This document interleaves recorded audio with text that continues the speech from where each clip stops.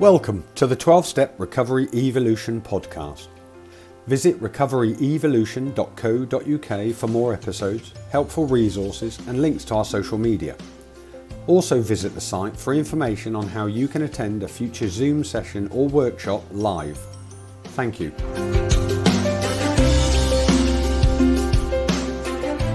Happy Friday, if that is the day, not sure. To check the calendar, they sort of all blend into one, don't they? It kind of takes the fun out of the weekend, really, when you think every day's like a Saturday. But so this group is on Fridays. It's just for any questions that you have about what we've talked about in the week before, or if you've got any questions about recovery or anything that you guys want to sort of bring up or mention or even share. I don't really got any plans for the group. It's up to what you guys want to do with it, really. So if anybody has got a question, fire away and we'll do our best to answer it from the recovery point of view or spiritual. Yeah, I'd like to understand more. I mean, I understand the problem much better since I've been in ECR, but how do you actually deal with the loneliness and the fear around life and what's going on in the world right now? See, I think what I try not to do, and again, it's quite difficult because I quite like giving solutions, because I think, being a problem person all my life and really still struggling with the problems in life, whether they're like are real problems or they're just my problems or the way that I look at it. And so even like doing that group on, I think that would have been Wednesday. Yeah. It's like everybody sort of brings their problems, and it's not like I don't want to put myself in a position as somebody that's got all the answers to everybody's problems. That the idea was to try and show you that there is a process that's in the 12-step program, that if you've got problems, you should be in that process and you should be looking for the solutions, because just having answers to problems doesn't solve them. And that's kind of a difficult thing, I think, sometimes for people to get their head around. That just knowing something doesn't necessarily solve the problem. Just like we're saying, having a gold mine doesn't make you rich. It's only when you start learning how to dig the gold out. Now, people think, oh, I'd love a gold mine. But you may never get that gold to market because it takes a lot of work to get the gold out of a mine. And if you don't know how to do it, you're never going to get that gold out. So you can come and say, well, I'm broke, but I got a gold mine. What do I have to do? I want the money. And it's like, well, mate, I don't know. You have to learn how to, the health and safety in a gold mine. You need to learn how to use your machinery. You know how to get the gold out of the mine, who to sell it to. Is there anything you have to do to sell it? So it sounds like a simple, sometimes just saying, well, this is the problem, what's the solution? And again, I think with people with addiction problems, they do want this instant result, which is kind of what we get from taking drugs and drinking. You get an instant result. Nothing actually changed outside, but I feel great on the inside. That's one of the problems with addiction, isn't it? Is that I learned that I could be lying on the street pissing me pants, but I felt all right. Now on the inside, I felt great, but on the outside, my life's going to shit.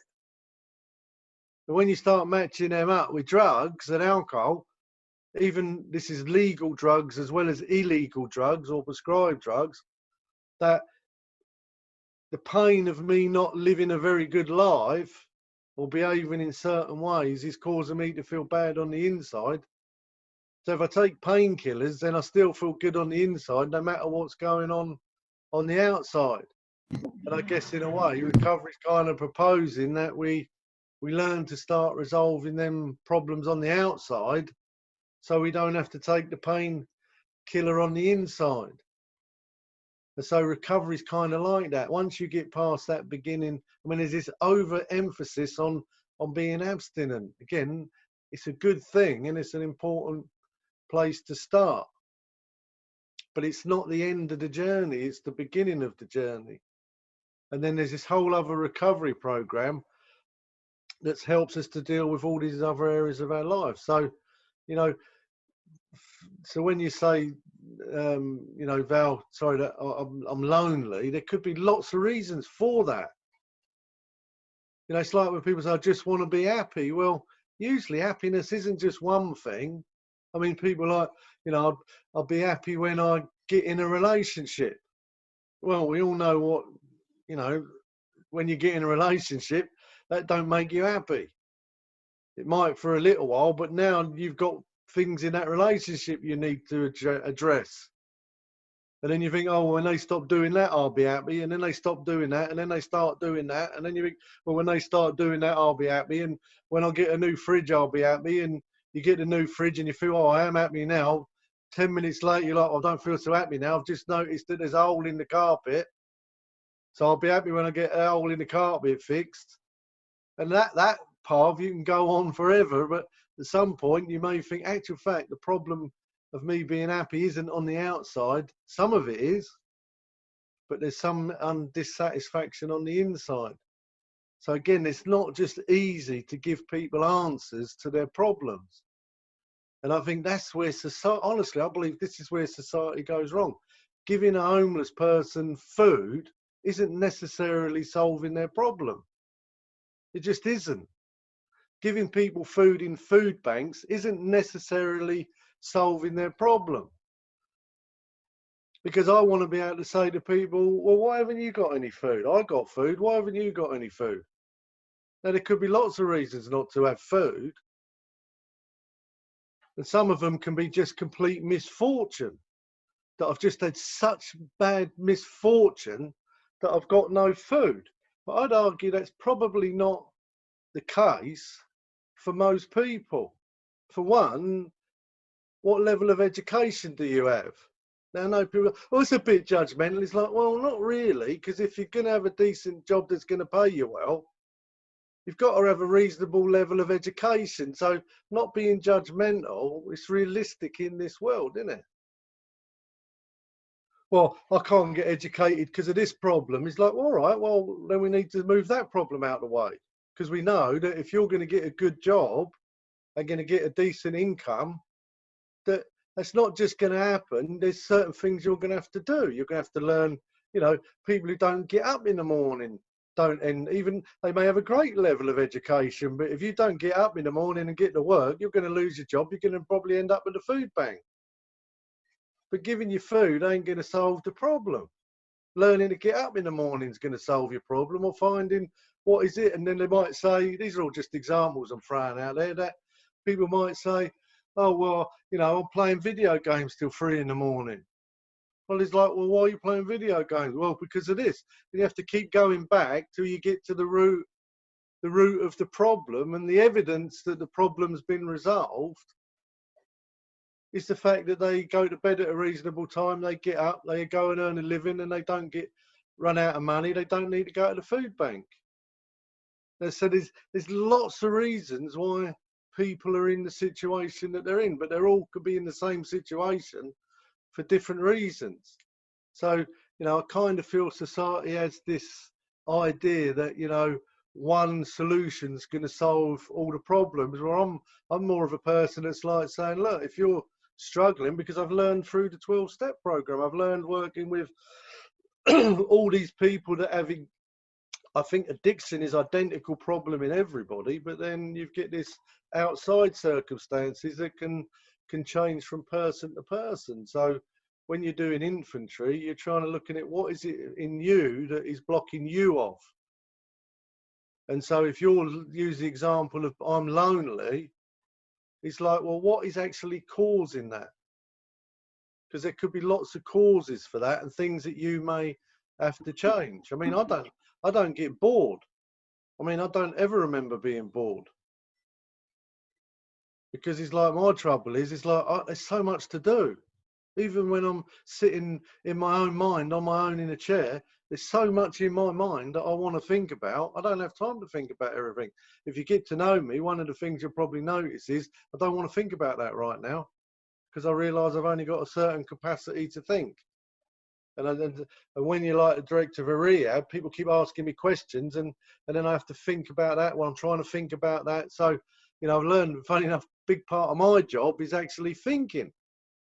And again, I might be sitting there with my feet on the table looking like I'm doing nothing, but I'm thinking. It takes a bit of time to do some thinking, because then I might have to go and ask some questions. Then I might have to go and, you know, read up something and learn something, and to find out how I'm going to do what I'm going to do. So no, I don't say it's like I'm rambling. The point I'm making is, Val, is that there's not an answer to give you. The point is learning how to do a good infantry with your sponsor. But the question should be, why am I lonely? What is the cause of my loneliness? And what can I do to change it? Because look, for example, people have said that to me in the past. They've said, well, I'm lonely. I'm like, well, why don't you go up to church then? Well, I don't believe in all that. Well, go to a charity shop then. Well, yeah, I don't feel comfortable about that. Well, whatever you say to them, they're not going to do it, and then it starts becoming apparent why they're sitting at home on their own. But then you're going, mate, you've got to kind of be willing to make some changes. You know, it's like, you know, you can kind of look into people's lives. And for me, doing this process, it's kind of easy to see why a lot of people end up where they end up. And it's like, look, if you can't change them behaviours, if you can't get a better process in place, you're going to keep getting the same consequences. So for years, whenever people phone up, they're always the same. I'm suffering from consequences. Can you remove the consequences? And it's like, well, not really, because they're the consequences of your actions. Until you change them actions, you're going to keep getting them consequences. But they're like, I really like them actions. And I'm like, mate, I really like them actions. But I don't like them consequences, so I don't do them actions. And they're like, well, how do I keep doing the actions and not have the consequences? It's like, well, like I was saying about pissing your pants in the town. You can't. What you can do is you can keep doing the actions, you're going to get the consequences, and then you can take painkillers that'll make you believe you're not getting the consequences, but you are getting the consequences. You all get the consequences. We all get the consequences. Nobody can be escaped from the consequences because it's built into the fabric of the universe. And that goes into way down into the things you can't see. And that's where spirituality gets really wonderful, because the more you get off the surface and start looking lower, you start realizing that there's all this stuff going on that you can't see, that you're actually setting in motion, like it says in the big book. That fear is a thief. It sets in motion trials of circumstances we felt we didn't deserve, but we can't see it until someone points it out. And they're like, look, all that stuff in your life is coming out of yourself. It's coming out of your selfishness, your self-centeredness, your self-seeking. And them horrible feelings that you're getting are probably a consequence of that. So learning to do good infantry is what's most important. Sorry. That's the other. Somebody's unmiked. That's it. So you see what I'm saying, Val? I know that might not help, but that form that I give you is to look on there and to start working with a good sponsor to say, what is it in this world that I can do to relieve this feeling of loneliness? And I'm sure there's lots you can do. Well, normally I'm at the charity shop. Yeah. This normally keeps me busy. On the Sundays, I used to go to church. So I always kept myself busy in that way. Yesterday, I was in an excellent mood because my friend was coming for dinner. I love cooking. Yeah. So somebody said to me, cook me a meal. Oh, that makes me very happy because I'm doing something. Yeah. When I'm not doing anything, that's when the boredom and loneliness comes in. Yeah, my mum does all that. My mum, she cooks cakes and she leaves them on the doorstep and phones her friends and they walk by and they pick up cakes. She makes pasties and phones loads of people up and they come and pick up pasties, and then some of them drop flour off and then they drop sewing off and she does sewing for them. Well, I can't do this one. I can't do the bacon. Like a couple of days ago, my friend asked to make some oxtail and butter beans for her. I was happy to do that. I was happy the whole day. And then Pauline But came. that's the thing I'm saying is, without doing proper infantry, your brain is going to keep telling you what you can't do. Well, I What we know I want, could do with a what we want to bacon. discover is what you can do. That's the solution. Your See, the bacon never solution. my strong point, but cooking, oxtail, beef, curry, goat, things like that. If you say do that for you, I'll be happy. I'll be so happy. And so then, how about by over the weekend, have you got any friends that you can cook and leave for them, or they can pick up? Yeah, that Pauline came yesterday. Well, that's the sort of program. Then it says when we get into self, we look at how we can get out of that place and turn our attention to helping others. See, I've found that's why I'm never bored, because I like helping people. And look, this world, there's no end of people that need help. Yeah, because I love helping people, you know.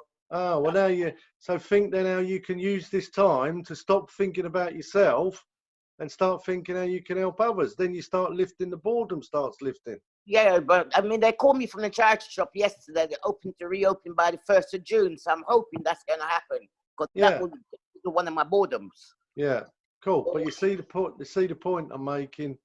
That Yeah. we start looking at how we can change the situation. And again, I found in my life that most things can be changed.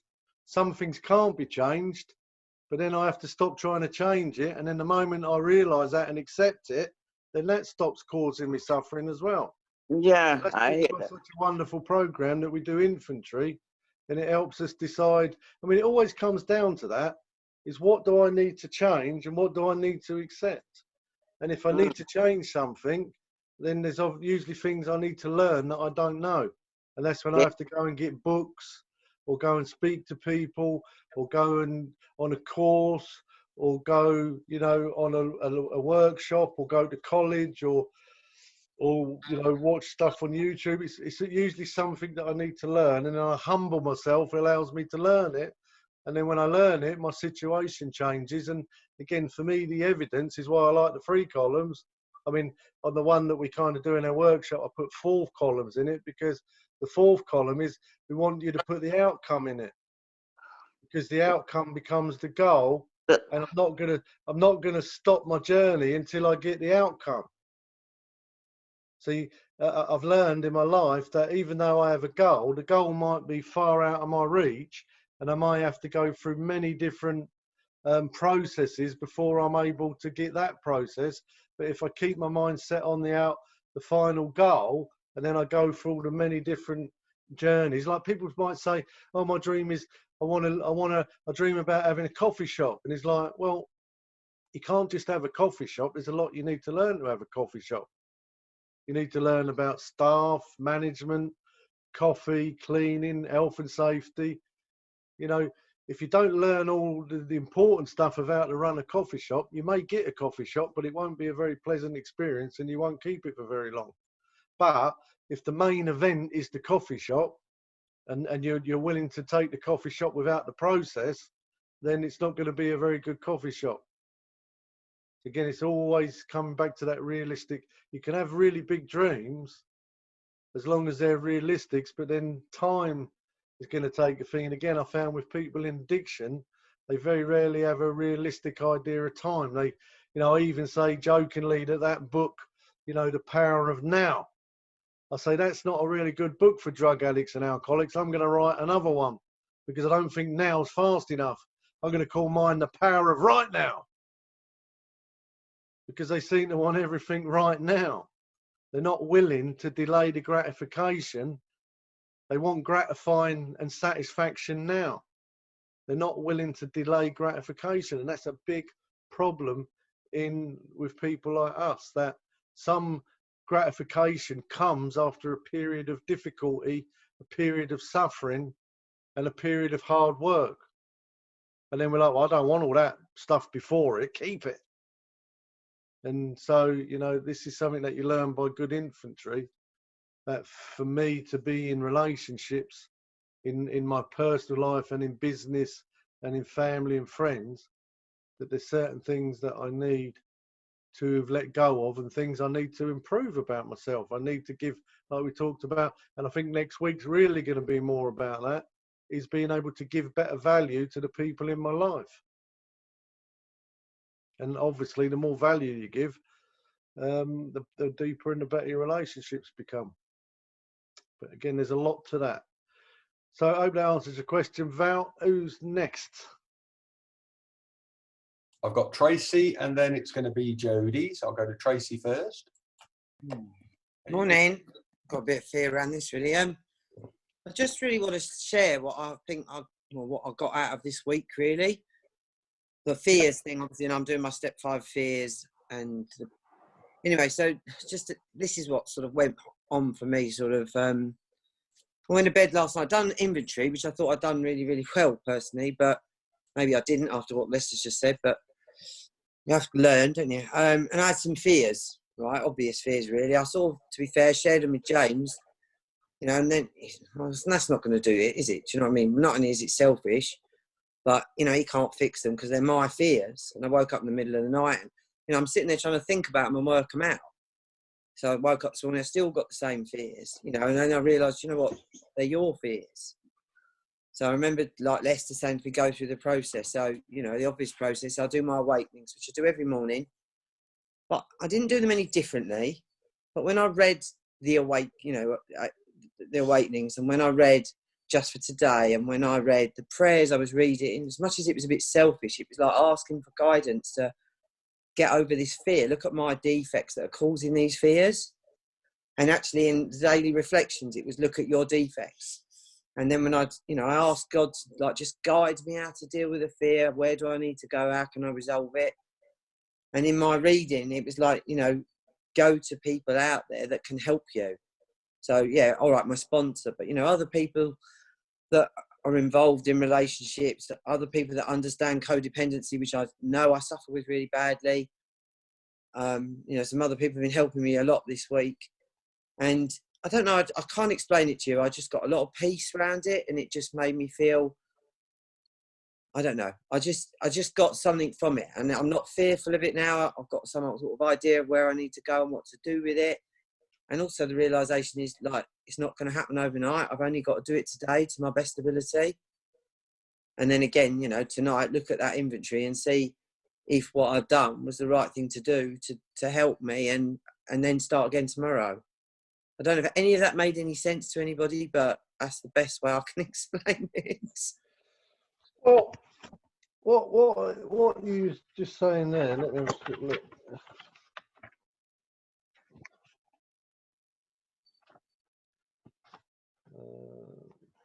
Oh no, it's back in it. How it works. Sorry for keeping it. It says, we review our fears thoroughly. We put them on paper, even though we had no resentment in connection with them. We ask ourselves why we had them. Kind of did that. Self-reliant, it wasn't it because self-reliance had failed us. So we started to see that self-reliance was as good as far as it went, but didn't go far enough. Some of us had great self-confidence, probably you, but it didn't fully solve the fear problem or any other one. It made us cocky or worse, which is probably you. Thanks, Lester. Well, it's the book, not me. It's true. It's true. I'll take that. It says, perhaps there is a better way. We think so, for we are now on a different basis of trusting and relying upon God. So you started to do that, didn't you? I did. Absolutely, I did. Right. We trusted in God rather than ourselves, our finite self. So you're starting to do that. We're in the world to play the role he assigns. Just to that extent, do we do that? Do we think he would help us match? He would help. Sorry, I'll get this in my mind and I'll read, and it comes out my mind as well. Just to the extent that, as we do think he would have us and humbly rely on him, does he help enable us to match calamity with serenity? We never apologise for anyone depending on their creator. We laugh at those who think spirituality is the way of weakness. Paradoxically, it's the way of strength. The verdict of the ages is that faith means courage. All men of faith have courage. They trust in their God. We never apologise for God. Instead, we let him demonstrate through us what he can do. We ask him to remove our fear, which you did. Yeah. Yeah, I did. And direct our thinking, which started to happen, didn't it? It did. And then at once we started to outgrow the fear. That happened, didn't it? It did. So what was you doing this morning? Well, doing my awakenings and Well, you're practicing a program. yeah, And the it was process. working. And it worked, didn't it? It flipping did. To be honest, it made me cry. Yeah, but there's still more work to do. But yeah. at least you've got a bit of it now down. Yeah. Now we know that works. You just demonstrated it to everybody. That you actually understood, trusted this process, and it worked. But now it's going to show you how to start making the amends if you're willing to keep trusting the process. I am. Yeah. Well, I And wouldn't. so, exactly. So then you'll start to change, and some of them problems that you're putting into this process, you'll start overcoming them. But it is a process, and it's not just going to happen overnight. But you've just learned a little bit more about how to practice this program, and we know it works. You just demonstrated that. But it's still now there's the next bits to it that you've got to start keep moving in that direction. Everything you said, finding other people that understand this, people that can help give you guidance. You know, and again, we all want guidance until there's a behaviour that we don't want to stop, and then we don't want the guidance. What we want then is the painkiller or the relief. But even then, after a while, you think, you know what, I'm sick of this. I don't want to keep behaving like this anymore because I'm fed up with these outcomes. And then eventually you realise that, and then you get a choice. Do you want to have a spiritual death or a spiritual life or an addict death? And then you think, you know what, I want to follow what the spirit's version of life is. I don't want to keep this self-alcoholic addict, self-death life going. I hate it. I hate these consequences, and I know they're coming from these selfish actions. I want to start following the spirit and getting what the spirit has to offer. And then you become a little bit more motivated eventually to say, God, what do you want me to do? Because whatever God wants me to do, that's what I want to do. Anything less than that's going to lead me to suffering. And it may take me years before I realise that. So I'm conceded to my innermost self that I'm a God man. I try and follow God as many times and as many ways as possible. I pray only for knowledge of his will for me and the power to carry that out. And that's all I want to do. That's all I'm interested in. I don't argue with anyone about it. I don't care what your philosophy is. I'm not interested. This is what I do. It works great for me.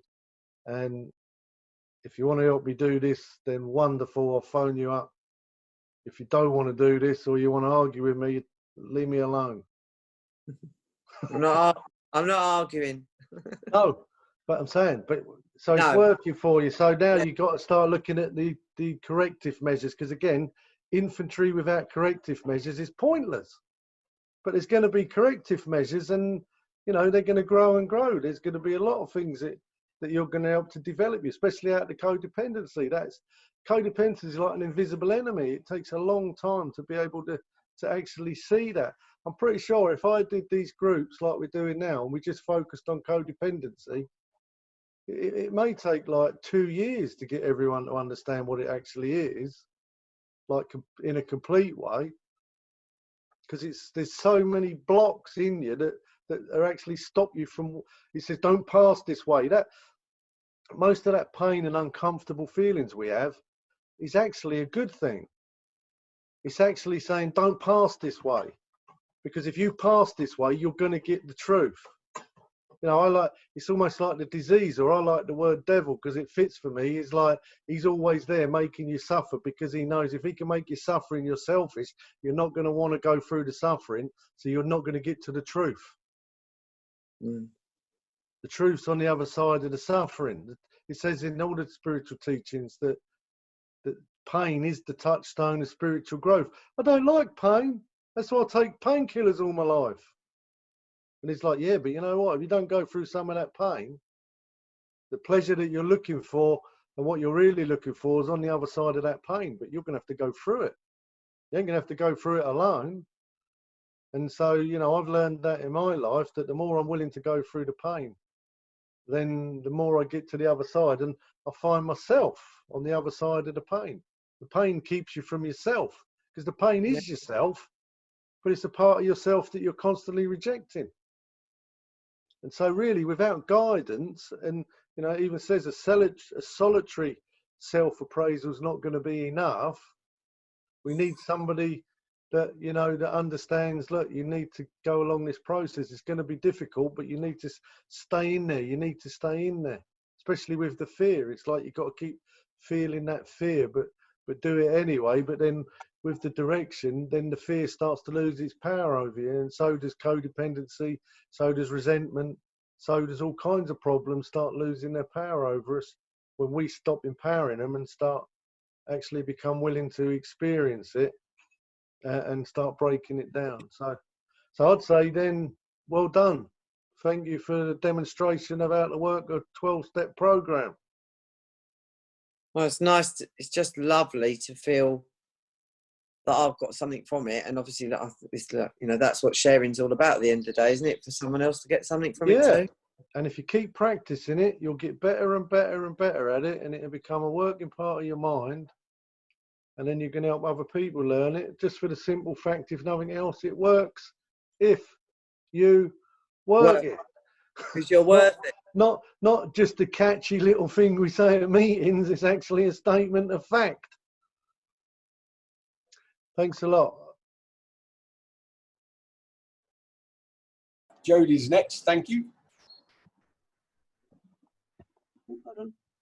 There we go. I have a slightly self-centered question and then another one. So the self-centered one is, on Wednesday, when I spoke about the fears worksheet that I'd done, at the end of it you said to me, and stay abstinent.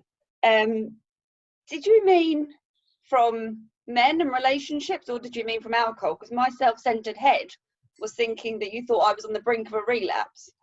No, I meant from stay abstinent from unhealthy relationships. Oh, okay. All right, good. I spoke to my sponsor about it because she was on the meeting as well, and she said that you meant the same thing, but my head had sort of automatically gone to you thinking I was on the verge of a breakdown. No. Okay. But even that's interesting, the fact that that's what your head would think. Well, I know, and now I've been worrying for the last 2 days. Maybe I am on the verge of a breakdown. Yeah, well, remember that voice. Yeah. Remember not to listen to it, because you've got to remember that voice and the structure that it brings to you. See, it's always going to do that at certain points, but you've got to learn to become accustomed to that process of thought, because that voice was your addiction. That voice that said he thinks you're going to have a relapse, that made you feel like that. That voice is your addiction. Okay.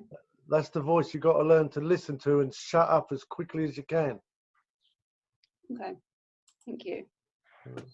And then the other question, which I know does come up quite a bit in sort of recovery, but I am still on quite a high dose of antidepressants, which I do want to come off. I've spoken to my doctor about it twice, and she sort of said on both occasions that she didn't think it was the right time. I was a nurse. Now I know the kind of detox that they would put you on with them and the weaning to come off of them, and I have been considering just doing it myself if they keep saying no. But would you say that being on antidepressants to an extent is a kind of false recovery, because you are still putting something in yourself that is changing a chemical balance in your brain, or is changing the way that you feel? Well, just want to even add a little bit more to the unhealthy relationship. Even that voice in your own head is an unhealthy relationship. That voice that says that to you. So that's the first relationship you've got to start to get right. Okay. Now, to move on to the antidepressants, this is a very difficult subject without laying a strong foundation, because I don't want anybody to think that we're telling them to come off their medication all of a sudden because it's not good for you, because people become very heavily dependent on that medication. So heavily dependent on a medication you don't need isn't a good thing. Yeah. But having dependence on a medication you do need is a good thing. Now, but then medications are definitely going to affect your state of mind. And they're not going to allow your mind to grow as it would without them. But actually, people that have been on them for many years without getting, I think most of them antidepressants, especially where people with addiction are concerned, are given because of lack of better treatments.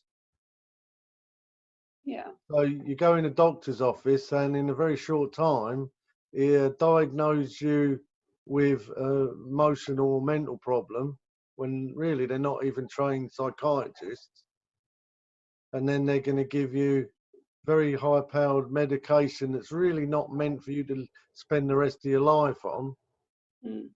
There's meant to be other treatments that go alongside that. And so I'm not against medication. I just think it's being used in a very mindless way.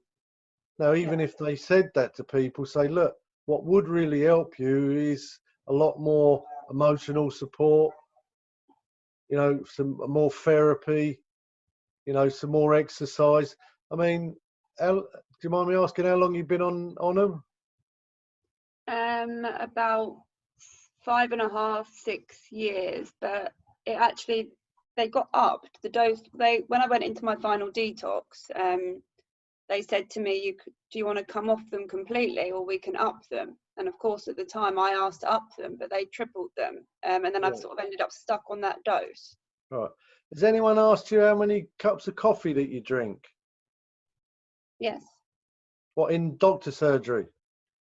Yeah, they told me to cut down like my caffeine intake and that kind of stuff, but Did they ask you how many Red Bulls you're drinking? no. But I Did hate they them ask you how much sugar that you're taking? No, Did they ask you how much exercise you're doing? no. Right, so again, we could go on and on and on with things that I would have thought that they would have at least said, try cutting back on all of this before we give you that. See, so even that tells me that's a bit mindless, because most people, when you ask, say, did you even ask how many coffees that you're drinking? Because look, what I've noticed, the people in recovery, is they drink a lot of coffee. I did in the beginning, I used to shake. But you may drink 10 cups of coffee in a day, drink 2 energy drinks, drink 2 cans of Coke. You may have 2 spoonfuls of coffee in your coffee cup with 3 sugars. So over the years, I've actually said to people, like, how many Mars bars you've had? And I've taken them into our kitchen and I've said, right, get a couple of bowls. How many coffees you have? So then I spoon the coffee out, and then that's how many coffees are in Red Bull. That's how many sugars in a Mars bar. That's how many sugars in your tea. Now, just based on them 2 stimulants, again, this isn't across the board for everybody, but that's not my point. My point is like, look, if I drank that much coffee and consumed that much sugar, I can guarantee you I'm going to be anxious and I'm going to be depressed. That's a guarantee.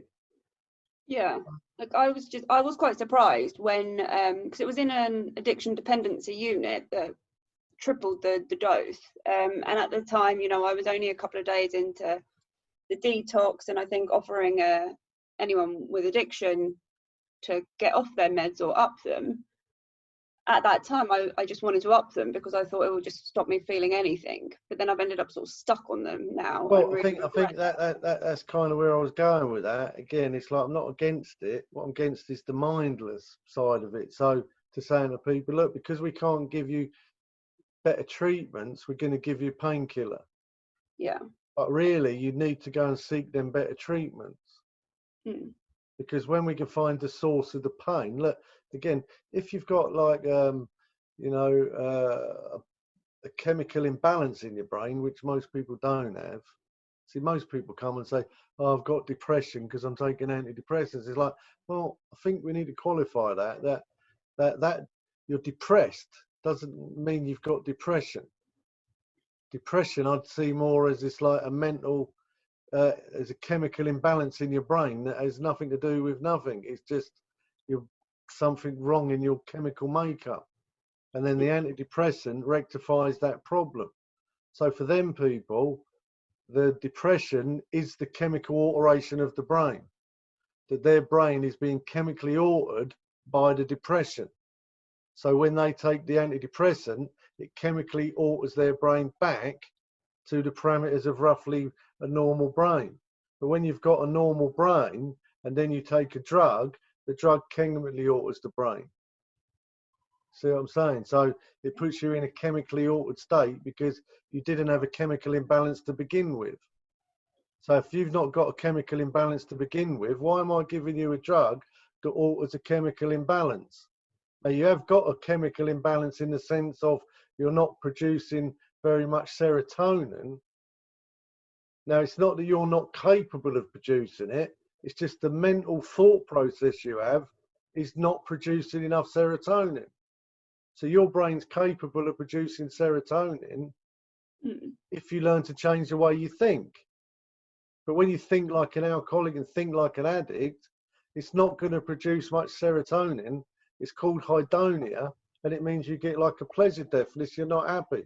So when they give you antidepressants, they're giving you serotonin. And then they think, well, that's going to make you feel happy. But it doesn't really, does it? No. And then people think, well, you know, I was a lot more unhappy before I was taking it. And if I stop taking it now, I'm going to be unhappy. And it's like, well, you probably are going to be unhappy if you never change your thinking, because certain thoughts that you have create peptides that create serotonin that send peptides into your body that dock on your receptors and make you feel okay. So we believe we can change your thinking through our programs and processes that give you the chemicals that you're lacking by that negative thinking. So I'm always trying to change somebody's thinking. I know myself, I can feel incredibly depressed, incredibly angry, incredibly resentful, and in 1 second somebody can go, Lester, let it go. The moment I let it go, I feel okay. Yeah. Now I know when I go into the doctor's office and say I feel depressed, he's going to give me antidepressants. That I don't agree with.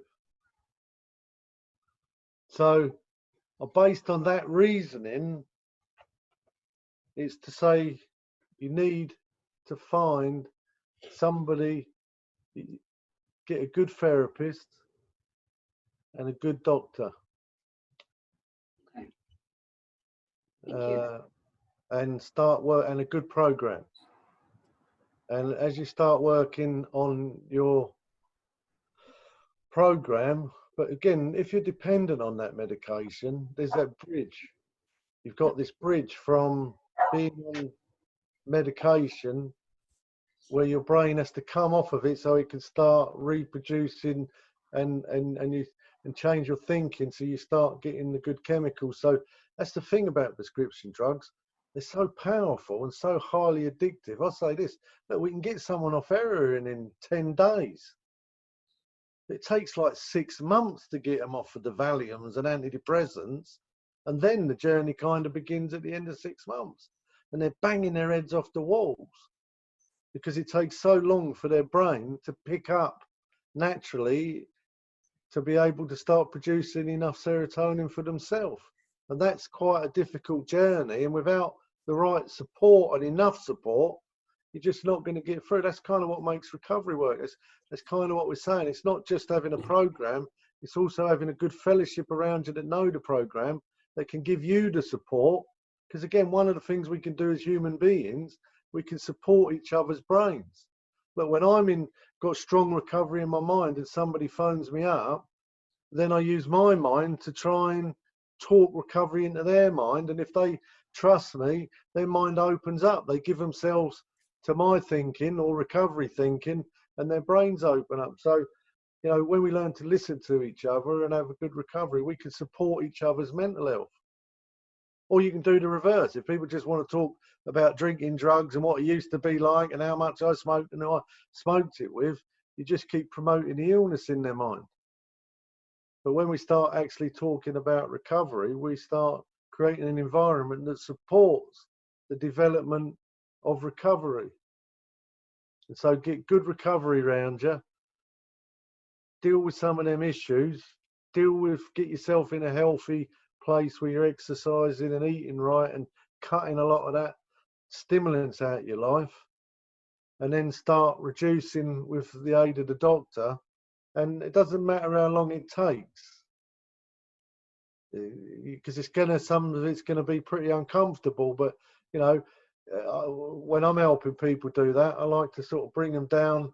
If they feel too uncomfortable, let them plateau a little bit, because you've got to be a bit uncomfortable, because you're going to be uncomfortable until you develop a bit.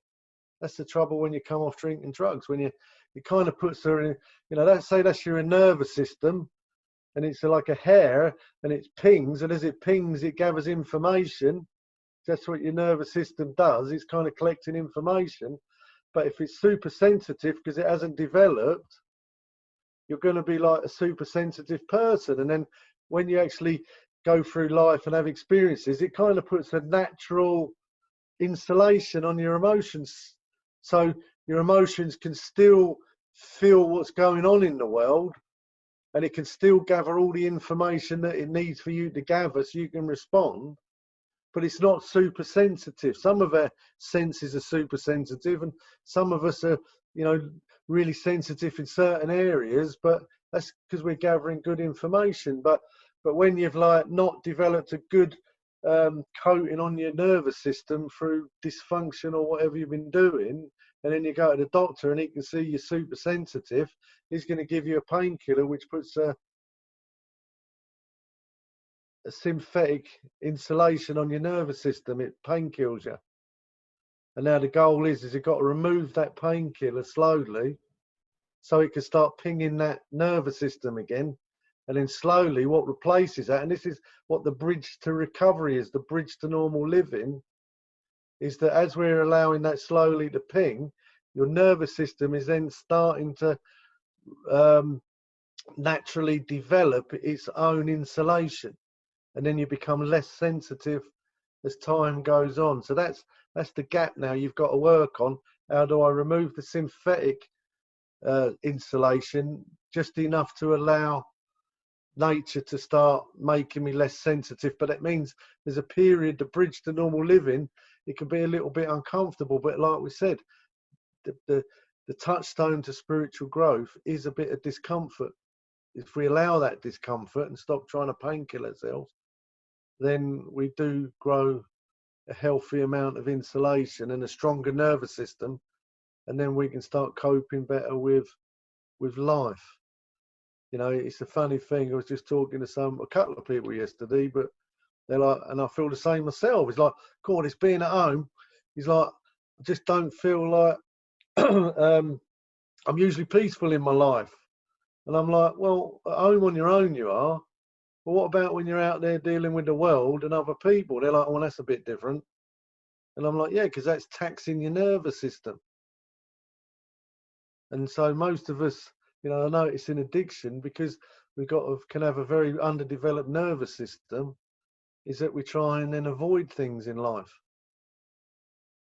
And because they're uncomfortable, things like relationships and, things that we'd want to do. And then we sort of become content of staying away from life because it makes us feel a bit more comfortable. And then I think that can, they can be a little bit sad sometimes, because then people do end up very lonely and very unfulfilled. And then I talk to people that are sort of been in recovery a lot of years, and when they're coming near the end of their life, they say, I feel unsatisfied.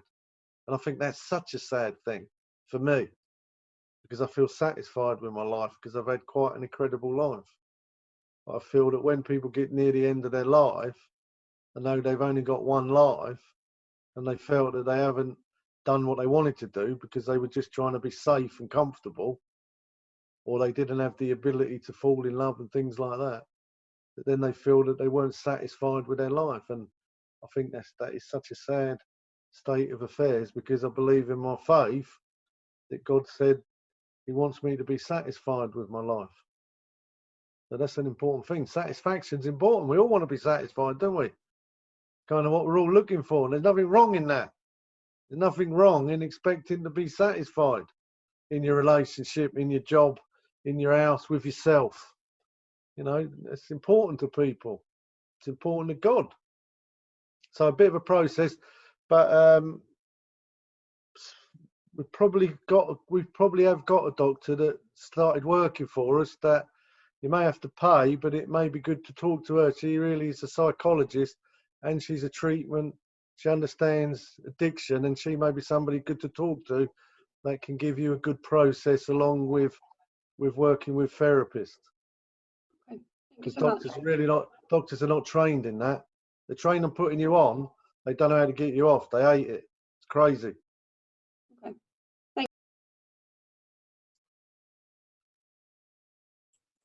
Thank you. Well, it's 2 minutes to noon. I think we have time for one more, if somebody wants to put their hand up. Toe rag. Oh, I've got Anthony there, waving at the screen. There we go, mate. Hi there, thanks, Fox. Yeah, I just wanted to talk. You've spoke quite a lot, you know, on an individual when we've spoken in person, Lester, and also in groups.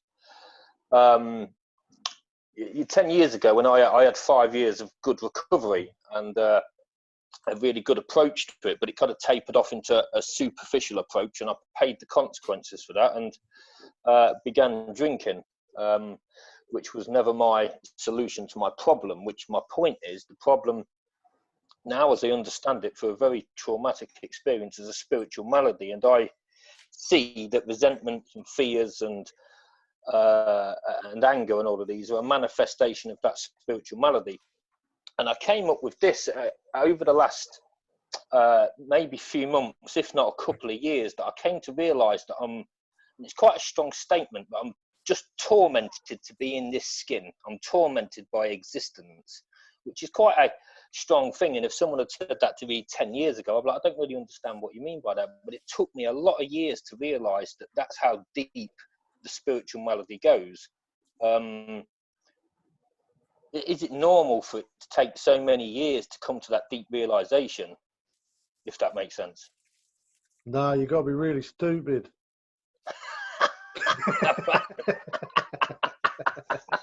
Thanks for that. Moving on. I'll chop that out, Anthony. Next.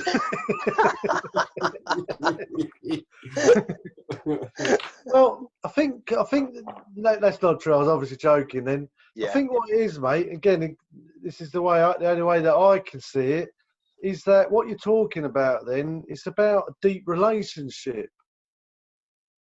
With myself. So that when a lot of us are not capable of that for one reason or another, whether there's actually something deeply wrong with us, I think people with addiction are born with the potential to become addicts, and then something upsets them. It could be a trauma, but I don't think the trauma is the real problem. It's just the identifier, if anything. It shows how sensitive we become. Something in us sort of shuts down a bit, and then relationships become very difficult.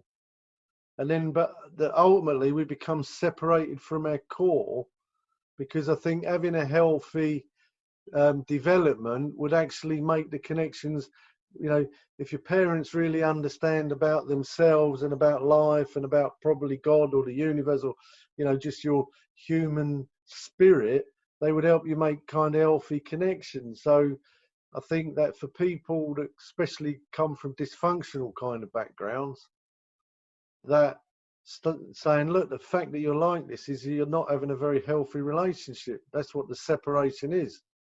You know, the separation is an unhealthy relationship. So we try forming all these unhealthy relationships to try and resolve this feeling of not being in a healthy relationship with ourselves. But then when you come into recovery and then we go, look, we need to set you back on this journey to have this relationship with yourself to sort this spiritual malady out, then that journey on the way back may be fraught with all kinds of harm and fear and things that we don't want to deal with, but that tends to happen subconsciously. And so that's why I think that most people like yourself, you come into recovery in a very extreme situation, you get a kind of, you start basically working the steps, but there's no way you can work them kind of properly because you wouldn't know them, and you're only going to pick bits out, and most people around you don't really seem to know them that well either. And then we get this kind of superficial recovery that sort of says, well, I don't really have to make them amends because that would have meant I would have to really address this relationship problem. So we try and find ways around that. And again, I think because it's kind of a mass problem that most actually doing, we start then going into just getting on with our lives, thinking that we're going to be all right when we get a career, when we get a family, when we get kids, when we get this, when we get that. But you're kind of like a perfect example of that. And again, look, the statistics that I'm aware of say this. The next biggest relapse after the first year is year 7 to 9. And it's not necessarily because people are doing badly externally. It's because they've not dealt with the underlying problem, but it can take sort of anywhere from 5 to 10 years for you to kind of exhaust everything externally and then realize, hang on a minute, I'm still left with this spiritual malady, this deep sense that there's something wrong, that I'm separated from myself, that in a way is like your spirit's over here and your head's over here. And see, that's an unhealthy relationship when your head's over here and your spirit's over there. And it's only when you start getting them lined up that you start getting your head, which is kind of like your thought process, and your body, all your emotions start getting in line. That's when you start feeling, hang on a minute, I'm having a better relationship with myself now because all the parts of you are starting to work together rather than arguing all the time. Because most people's heads and bellies don't match up. Because most people, when they say, oh, I don't know what to do, it's like, yes, you do. Your belly's, what's your belly telling you? And they're like, well, I don't want to do that because of this. So, most people are actually arguing with themselves.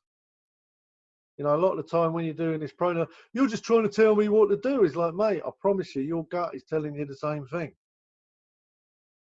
You just don't want to do what yourself's telling you. No wonder you're so conflicted all the time and unhappy, because all that suffering that you're feeling is yourself. You're blaming everyone else for. All of that fear's coming out of yourself. Most of your problems are being caused by your own actions, but you still want to blame everybody else. Your head's over here, your heart's over there. No wonder you're not happy. You're completely out of line, which is what we say, isn't it? They're out of line. When you get in line, when you get the director and the body right, and you start following, so the program kind of help you do that. So I think what does that, mate, is the fear of, it's the relationship. This is all about getting in a committed relationship with yourself. That's what we're trying to say about this process. It's saying unless you can commit yourself to recovery, to this relationship, you're not going to do very well. It is about learning to get in a committed relationship. Well, what you try and do then is if you're not in a committed relationship, you tend to then want a relationship with everything else other than that. Anything but that. And so, a lot of the time people, that when they actually do come back, like yourself, it's because you've tried everything else. Now it's like, come back to that now. And it works, doesn't it? So just undo your mic a minute, Anthony. Yeah. So even like you kind of fitted in the profile that you would expect of somebody like you to be. Oh, you've gone mic'd up again. It was off. Yeah, it kind of makes sense, because looking back, my mum and dad, they catered for me materially, partly emotionally, but anything on a deep level, especially with my dad, was just not catered for at all. So I didn't develop emotionally or any sort of, you know, spiritual or philosophical exploration or growth in my family was non-existent. My dad probably couldn't even tell you what philosophical meant, let alone, you know, or spiritual. And I believe that was a deep thing missing within me. Because interestingly, you said you don't necessarily think people are born with addiction, and now I've always think I don't think I was born with it. You know, it certainly isn't in my family. I am the first and hopefully the last one. I think you're born. I think you're born potentially, with but it doesn't actually. It's like if you're born with a peanut allergy, but it doesn't actually. You can't get sick until you actually eat a peanut. So I think it's the same with this. It's like you're born in a certain way, and then when something happens, then it triggers it off. See, but even that is like, so what you were saying there, you didn't then really follow through with your steps. So you're still holding resentment, but you're probably trying to avoid that subconsciously, actually dealing with it. And then a lot of us trying to go in denial of it. We try and learn to live with it. You know, dysfunction is a difficult thing. Most of us try and learn to live with it, and then we realise after some years, I can't live with this. And then at some point you're like, but it's too overwhelming.